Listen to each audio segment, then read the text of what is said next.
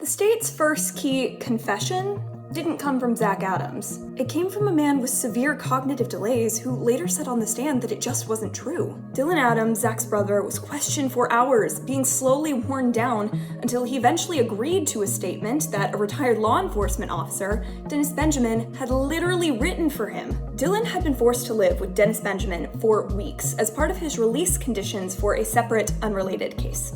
They told Dylan he was the hero that had solved the Bobo mystery. They told he and his mother he would go into witness protection, but none of this was true. He told investigators what they wanted to hear, but this confession wasn't even used in detail by the prosecution in Zach's trial. Why? Because it contradicted so heavily the testimony of Jason Autry, their star witness. So tell me, if there are two stories that are mutually exclusive to each other, and they're both confessions of what happened, wouldn't that be reasonable doubt?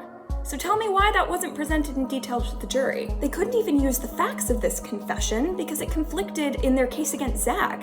Yet, they still used this as evidence of Zach's guilt? Make it make sense. No DNA. No physical evidence, actually.